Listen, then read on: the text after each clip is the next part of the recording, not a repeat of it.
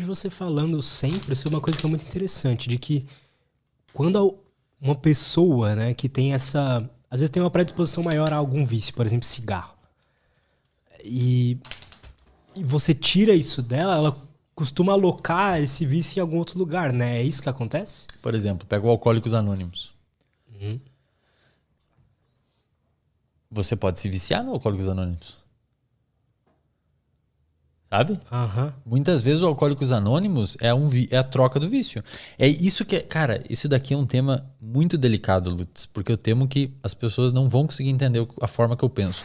E não é porque as Você que pessoas sabe, têm quer falar capacidade... Não, sobre vamos isso? falar, é importante, mas eu tô só sinalizando que é um tema delicado.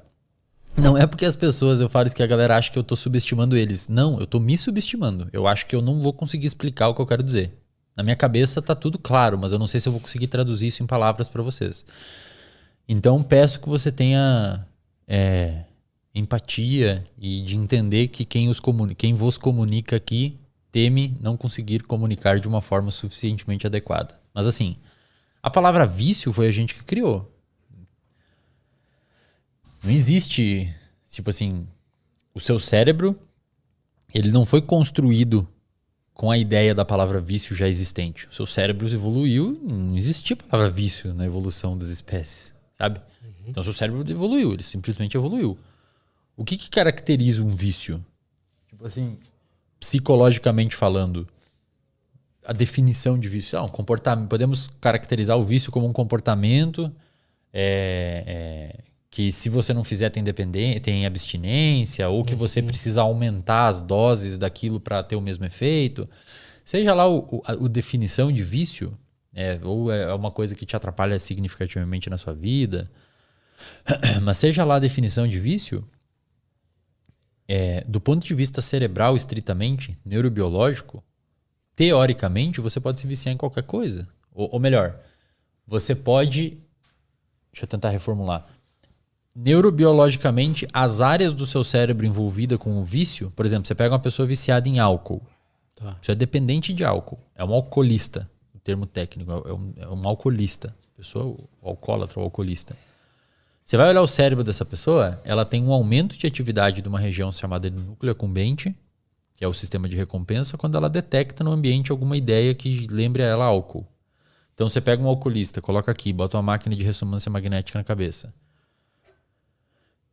Você pega uma latinha de cerveja e bota na frente dela, o sistema dopaminérgico dela vai aumentar a produção de dopamina antes dela beber o álcool. Uhum. Esse aumento de produção de dopamina faz ela ter motivação para beber o álcool.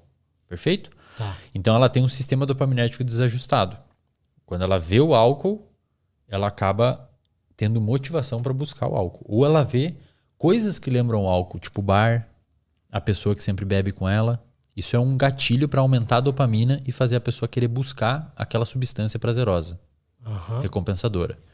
Então, a dopamina no alcoolista não é que está gerando, a dopamina está aumentando quando consome álcool. Na realidade, a dopamina está aumentando para a pessoa buscar o álcool. E, cara, uma coisa interessante é que a dopamina aumenta, o tempo é um gatilho também. Às vezes, chega final de semana, a sua dopamina aumenta com vontade de álcool. Porque você identifica que é final de semana. O contexto do final de semana pode ser um gatilho também.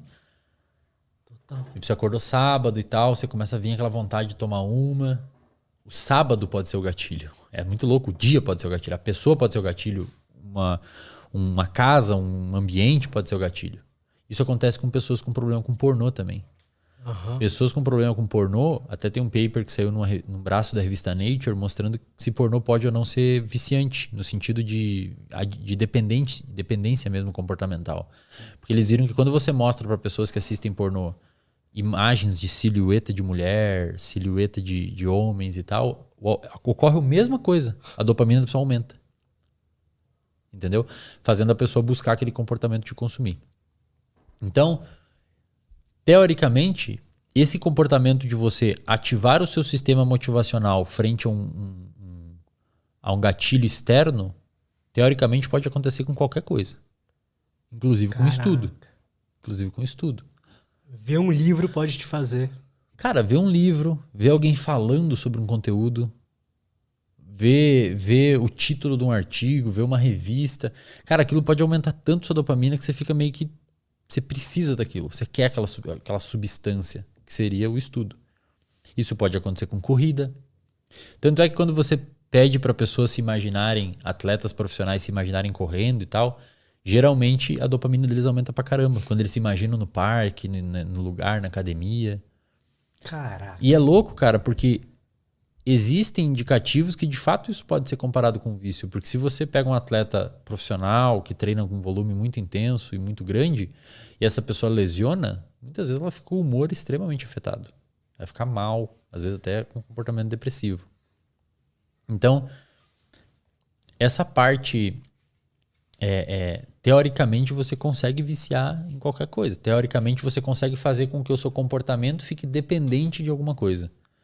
E na minha opinião, Lutz, a gente normalmente fala vício para coisas ruins, né? Agora, a pessoa workaholic, ela de certa forma trabalha 16 horas, 14 horas por dia com o negócio. Porra, um ultramaratonista que corre maratona de 100 km, literalmente caga na calça. Os caras cagam na calça às vezes para não parar, para não perder tempo. Lesiona e continua correndo com o dedo tudo fudido, cheio de bolha. Não é parecido comportamento atritoso. O cara tá se machucando, velho. Uhum. O cara tá se machucando, tá ligado? Ele tá perdendo saúde fazendo aquilo. E ele continua fazendo. Como se fosse um drogado, assim, atrás de uma super recompensa. Tipo, preciso. E, nesse sentido, o Alcoólicos Anônimos, olha como eu volto nos assuntos. A galera fala sempre nos comentários que o Wesley faz uma volta, mas consegue voltar. Isso a gente chama de função executiva. Depois eu falo sobre isso. Isso é muito bom, mano. Função executiva. Tipo, sabe o que eu faço? Quando eu começo um assunto, eu imagino... Eu e as minhas paradas, né? Eu imagino que eu tiro o Alcoólicos... O que eu fiz agora? Eu tirei o Alcoólicos Anônimos e deixei aqui, ó. Aqui, no ar. Você imagina? Eu deixei AA. Sim, eu tô vendo AA aqui no ar. Eu vejo AA aqui no ar. E eu tô falando com você e tá esse AA aqui no ar. Aí eu olhei pra ele, eu lembrei dele e eu volto naquele assunto. Isso a gente chama de função executiva. Você consegue organizar suas ideias. É meio esquizofrênico, mas... Entendeu? Tanto é que uma vez eu falei que eu tava... Só pra fechar. O AA, você consegue se viciar no AA, cara. Você consegue se viciar. Você consegue trocar o seu vício do álcool pro Alcoólicos Anônimos. Aí você precisa ir naquilo. Eu preciso estar sempre lá, falando com as pessoas. E em algum momento, o comportamento de ir no AA vai aumentar, vai ser mais recompensador que o álcool. Uhum. E aí você trocou um vício pelo outro. Só que esse vício é bom. Ninguém te enche o saco por fazer isso. Por exemplo, pega torcedor, velho, fanático pro time de futebol. Os caras não perdem um jogo, meu. Não perdem um jogo. Eles têm que estar lá naquele jogo. Os caras são viciados no time, muitas vezes. Uhum. E o que eu fiz? Na graduação eu fumava, né? Na graduação eu fumava. Fumava cigarro e tal. Fumava Marlboro vermelho. Bem no início da graduação. E aí eu comecei a correr. Mais pro final da graduação eu comecei a correr. E o que eu fiz? Eu basicamente troquei o vício do cigarro pela corrida. Por quê? Em algum momento, o comportamento de fumar estava impactando a recompensa que eu estava obtendo na corrida. Então eu corria e continuei fumando. Só que, cara, em algum momento eu não conseguia mais evoluir na corrida. E eu queria. Então eu me imaginava, eu assistia vídeo no YouTube dos caras correndo. E os caras corriam 5, corriam 10K e eu corria 2. Como chama aquele cara lá que você acompanha, um gringo que corre? Nick Bear. Eu vi uns vídeos dele, depois você falou. Muito legal. Nick Bear é muito foda. O cara é muito fodido. Teve um monte de problema com alimento, ele teve um monte de problema mental, velho. O exercício salvou ele.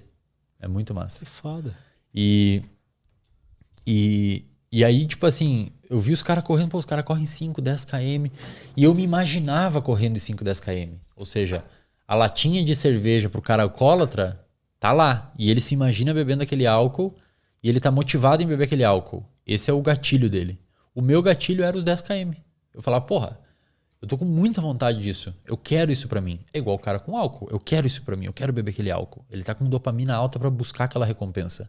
E eu era a mesma coisa, só com corrida. Eu falava, cara, eu quero correr 10 km. Eu quero aquilo pra mim. Eu quero conseguir terminar os 10 km. Eu me imaginava terminando os 10 km. Cara, hoje em dia, às vezes eu corro e me imagino terminando o Ironman que eu quero fazer. Eu me arrepio correndo, cara. Me dá um arrepio, me dá um negócio assim, sabe? É muito foda. Cara, muito louco. Muito assim. louco. É muito louco. Muito foda. E aí eu me imaginava correndo e tal. E uma hora eu comecei a ver o cigarro como nocivo. Era nocivo pra mim. Porque você conseguiu linkar que aquilo estava atrapalhando você Exato. passar os 2 km. Exato. E aí eu comecei a ver o cigarro como uma substância que estava atrapalhando a formação de uma outra recompensa. Então uma recompensa se sobrepôs à outra. Eu É criei uma um outro recompensa vício. maior, né? Na sensação. Exato. O cigarro ele é mais apelativo no início, porque é uma substância que você bota ali e aumenta a sua dopamina. Se liga em receptores nicotínicos, libera acetilcolina, que aumenta a dopamina. Então é muito mais apelativo. A corrida aumenta a dopamina e aumenta uma série. Você consegue ter um barato induzido por corrida. Óbvio, Consegue, isso as mano. pessoas têm que começar a entender, Lutz. Você consegue ter baratos induzido por comportamento. Sabe? Você trabalhar e terminar o dia, e fechar a agenda e fez o que devia fazer. Porra, aquilo te dá uma sensação boa. Você sair com a pessoa que você gosta, aquilo te dá uma sensação boa. Você fazer uma benfeitoria, aquilo te dá uma sensação boa. Você correr, te dá uma sensação boa. Você treinar, terminar aquele treino suado, exausto, vai pra casa, toma um whey, aquilo te dá uma sensação boa. Então, você consegue induzir baratos, tipo assim, uma vibe por meio de comportamentos. Inclusive, um dos comportamentos que mais induz barato é o jogo, o comportamento de jogar. Pensa, o jogo é muito fácil viciar em jogo de azar, sabe? E ninguém tá tipo, botando droga na cabeça, entende? O cigarro é uma substância química que você botou. Ele é muito apelativo, você aumentou artificialmente neurotransmissores. A corrida, você dá uma corridinha, aumenta um pouco. Nunca é perto de um cigarro, de uma cocaína, de um álcool. Então, por isso que pessoas que têm esses vícios apelativos dificilmente sentem prazer com esses comportamentos. Porque digamos que o cigarro aumenta 100 dopamina. A corrida aumenta 10. Se você usa cocaína, aumentou 1000 dopamina. A corrida aumenta 10. Olha a diferença, velho. Seu cérebro quer esse, não esse aqui. Mas é porque ele tá desregulado, né? Você tem que começar a educar que esse daqui, esse 10 aqui, é um valor subjetivo. Você pode propositalmente aumentar isso aqui para 20 mil. Entende? Para mim, hoje, a corrida, ela tem um valor maior que muita coisa, cara. Tipo assim, Te entendo. eu não quero sair, se eu tiver que fazer 20k no outro dia, 10k no outro dia, eu não saio na noite anterior. Ah, mas não sei o que, vai ter a cerveja, sei lá o que e tal. Cara, eu até saio, mas eu vou voltar cedo. Porque eu quero correr. Essa recompensa para mim é a que o meu cérebro quer. Então são prioridades que você vai formulando com o tempo e elas vão engolindo os outros vícios. Tudo que atrapalhar aquilo vai começando a dificultar. E aí você pode chegar num período perigoso, cara. Que é o quê? Você não sai mais com seus amigos. Entende? Tudo é uma faca de 2 gumes. Não existe fórmula. A galera me pede umas fórmulas. A galera me pergunta, Resden, como é que eu faço isso? Como é que eu faço aquilo? Tudo é uma faca de 2 gumes, cara. Tem um momento que você pode recompensar tanto o exercício e a corrida que você deixa de sair com seus amigos, que você não vê mais ninguém, que às vezes você não trabalha, você só pensa naquilo, gasta todo o seu dinheiro com aquilo, você não faz planejamento. Então, a linha entre o saudável e o viciante, seja para comportamentos de substância, seja para comportamentos de trabalho, corrida, etc., ela é muito tênue. Tem que ficar muito de olho. Muito de olho. Então você consegue criar uma dependência em comportamentos também. Total. Alguns comportamentos a sociedade valida e paga para você por aquilo, como por exemplo trabalhar. Alguns não, como por exemplo usar droga. Mas teoricamente, um usuário de droga e um workaholic é o mesmo sistema que está operando dentro da cabeça dele. Não são sistemas diferentes, é o mesmo, a dopamina.